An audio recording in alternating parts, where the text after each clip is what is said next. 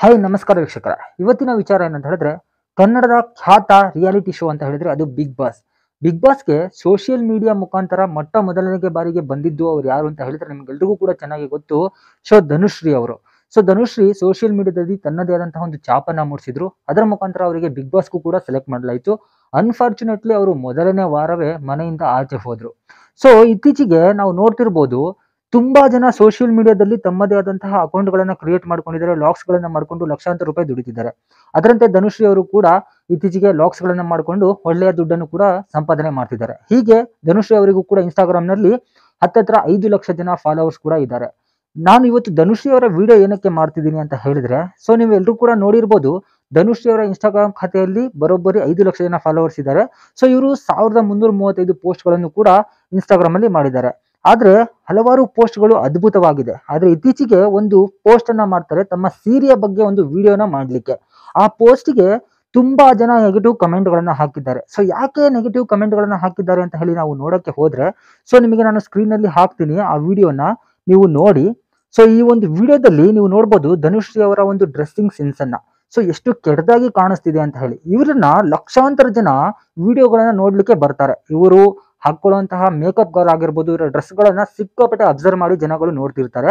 But ಇವರು ಅದನ್ನೇ ಒಂದು ಬಂಡವಾಳವನ್ನ ಮಾಡಿಕೊಂಡು ಏನೋ ಒಂದು ಎಕ್ಸ್ಟ್ರಾ ಕಾಣಿಸ್ಲಿ ಅಂತ ಹೇಳಿ ಅಥವಾ ಕೆಟ್ಟದಾಗಿ ಕಾಣಿಸ್ಲಿ ಅಂತಾನೆ ಹೇಳಿ ವಿಡಿಯೋಗಳನ್ನ ಮಾಡ್ತಾರೆ ಅಂತ ಅನ್ಸುತ್ತೆ. ಯಾಕಂದ್ರೆ ಇವರು ಆಲ್ರೆಡಿ ವಿಡಿಯೋಗಳನ್ನ ಮಾಡ್ತಿರೋದು ಫೇಸ್ ಕ್ಯಾಮ್ರಾಗಳನ್ನ ಇಟ್ಕೊಂಡು.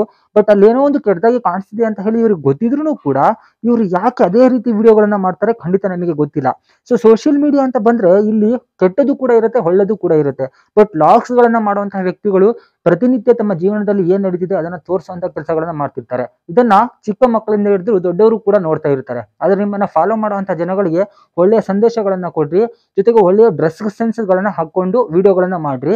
ಇತ್ತೀಚೆಗೆ ಈ ಧನುಶ್ರೀ ಹಿನ್ನೆಲೆಯನ್ನ ನಾವು ನೋಡ್ಬೋದು. ಸ್ಯಾಮ್ ಸಮೀರ್ ಇನ್ಸ್ಟಾ ಅನ್ನೋ ಒಂದು ಲಾಗರ್ ಜೊತೆಗೆ ಇವರು ತುಂಬಾ ವರ್ಷಗಳ ಕಾಲ ಜೊತೆಗೆ ಇರ್ತಾರೆ. ನಂತರ ಇವರಿಬ್ರು ಮಧ್ಯೆ ಏನೋ ಒಂದು ಅಂಡರ್ಸ್ಟ್ಯಾಂಡಿಂಗ್ ಸರಿಯಾಗಿಲ್ಲ ಅಂತ ಹೇಳಿ ಈಗ ಒಬ್ಬ ಬೇರೆ ಹುಡುಗನ ಜೊತೆಗೆ ಇವರು ಕಾಣಿಸ್ಕೋದಿರೋದನ್ನು ನಾವು ನೋಡಿರ್ತೀವಿ. ಆದ್ರೆ ಇವರ ಡ್ರೆಸ್ಸಿಂಗ್ ಸೆನ್ಸ್ ಬಗ್ಗೆ ತುಂಬಾ ಜನ ಕೆಟ್ಟದಾಗಿ ಕಮೆಂಟ್ ಗಳನ್ನ ಮಾಡಿದ್ದಾರೆ. ಆ ಕಮೆಂಟ್ ಗಳನ್ನ ನೀವು ಓದ್ಬಿಟ್ರೆ ನಿಮಗೆ ಶಾಕ್ ಆಗಿ ಹೋಗುತ್ತೆ.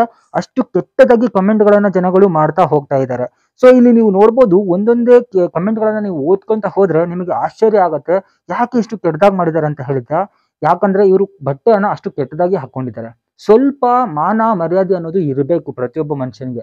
ಯಾಕಂತ ಹೇಳಿದ್ರೆ ಸೋಷಿಯಲ್ ಮೀಡಿಯಾ ಅನ್ನೋದು ಹೇಗೆ ಬೂಮ್ ಆಗಿದೆ ಅಂತ ಹೇಳಿ ನೀವು ನೋಡ್ಬೋದು. ಪ್ರಪಂಚದಾದ್ಯಂತ ಎಲ್ಲಾನು ಕೂಡ ಈಗ ಸೋಷಿಯಲ್ ಮೀಡಿಯಾದಲ್ಲೇ ಸಿಗ್ತಾ ಇದೆ. ಯಾವುದೇ ಒಂದು ದೊಡ್ಡ ಕೇಸ್ ಬಗ್ಗೆ ಮಾತಾಡ್ಬೇಕಂದ್ರೆ ಈಗ ಸೋಷಿಯಲ್ ಮೀಡಿಯಾನೇ ಬೇಗ ಎದ್ದು ಮಾತಾಡ್ತಿರುವಂತದ್ದು. ಅಂತದ್ರ ನಡುವೆ ನೀವು ಆ ಸೋಷಿಯಲ್ ಮೀಡಿಯಾದ ಮುಂದೆ ಬಂದ್ಬಿಟ್ಟು ಈ ತರ ಕೆಟ್ಟದಾಗಿ ಒಂದು ಡ್ರೆಸ್ ಗಳನ್ನ ಹಾಕೊಂಡು ನಿಂತ್ಕೊಂಡ್ರೆ ಜನಗಳು ಉಗಿದೆ ಇನ್ನೇನು ಮಾಡ್ಲಿಕ್ಕೆ ಸಾಧ್ಯವಿಲ್ಲ. ದಯವಿಟ್ಟು ಮುಂದಿನ ದಿನಗಳಲ್ಲಿ ವಿಡಿಯೋಗಳನ್ನ ಮಾಡೋದಾದ್ರೆ ನೀವು ಏನು ವಿಡಿಯೋನ ಮಾಡ್ತಿರ್ತೀರೋ ಅದಕ್ಕೂ ಮೊದಲು ಒಂದು ಪ್ರಿಪೇರ್ ಮಾಡ್ಕೋಬೇಕು. ನಾವು ಹೇಗೆ ಕಾಣಿಸ್ತಿದೀವಿ ಅಂತ ಹೇಳಿ ನೀವು ನೋಡ್ಕೋಬೇಕು. ವಿಡಿಯೋ ಮಾಡ್ಬೇಕಾದ್ರೂ ಅಷ್ಟೇ ನೀವು ಫ್ರಂಟ್ ಕಾಣೋದ್ರಿಂದನೇ ಅತಿ ಹೆಚ್ಚಾಗಿ ವಿಡಿಯೋಗಳನ್ನ ಮಾಡ್ತಿರ್ತೀರಾ.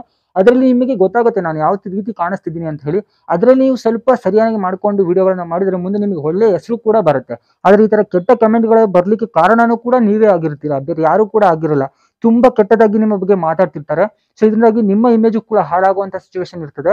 ಅದನ್ನ ನೀವು ಮಾಡ್ಕೋಬೇಡಿ. ಒಳ್ಳೆ ರೀತಿಯಾದಂತಹ ವಿಡಿಯೋಗಳು ಮಾಡಿ, ಹಾಗೆ ಒಳ್ಳೆ ಹೆಸರನ್ನ ಗಳಿಸಿ. ಅದನ್ನ ಬಿಟ್ಟು ಬೇರೆ ರೀತಿಯಾದಂತಹ ವಿಡಿಯೋಗಳನ್ನ ಮಾಡ್ಕೊಂಡು ನಿಮ್ಮ ಹೆಸರನ್ನ ನೀವೇ ಹಾಳು ಮಾಡ್ಕೋಬೇಡಿ ಅಂತ ಹೇಳ್ತಾ, ಈ ವಿಡಿಯೋ ಬಗ್ಗೆ ನಿಮಗೆ ಏನ್ ಅನ್ಸುತ್ತೋ ಅದನ್ನ ಕಮೆಂಟ್ ಮುಖಾಂತರ ತಿಳಿಸಿ. Thank you.